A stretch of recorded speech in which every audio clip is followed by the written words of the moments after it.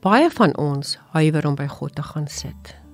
Ja, selfs wanneer jy al die wonderlikheid van by hom wees ervaar het, is mens mos soms bang om nou op hierdie oomblik by hom te gaan sit. Om met vrymoedigheid na hom toe te gaan. Ons is immers die meeste van die tyd in ons eerlikheid baie bewus van ons foute, ons onperfektheid, ons selfsug, ons nie soos sy kind lyk nie. Die waarheid is, God ken ons. Hy ken my en jou. Ons diepste wese, die gedagtes wat ons nooit eens sal uitspreek nie, ons teleurstellings, ons diep verlang, drome, vreugde. Hy ken ons baie beter as wat ons ooit onsself sal ken. En dan kies hy om vir ons te sê, kom na my toe. Kom na my toe net soos jy is. Kom na my toe vanaf die plek waar jy nou is. Kom na my toe met jou nou se gedagtes, want ek ken hulle in elk geval. En daar's niks in jou lewe waarvan ek nie deel wil wees nie.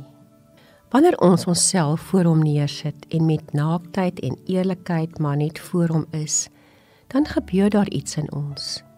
Iets skuif wanneer ons na God toe gaan. Iets beweeg in ons, iets wat ons self nie eers van weet nie.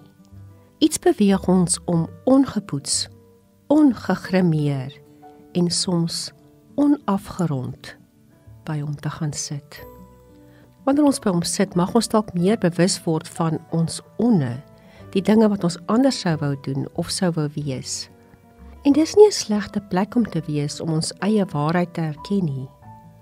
Maar dan, daar in ons onwees, sal ons ook ervaar dat hy ons nie onaangeraak laat nie.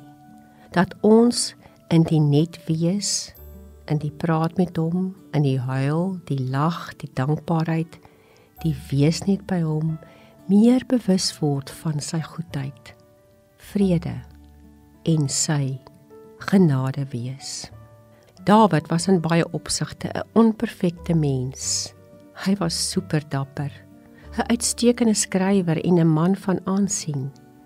Maar Dawid was ook 'n bedrieger en selfs 'n moordenaar. Tog het Dawid geweet dat hy in en met alles na God toe kan gaan. Hoe mooi skryf hy in Psalm 145 vers 18. Die Here is naby almal wat hom aanroep, vir almal wat hom in opregtheid aanroep. In Psalm 139 vers 13 skryf hy, U self het my diepste wese gemaak, my in my moederskoot gevorm. Psalm 103 vers 8.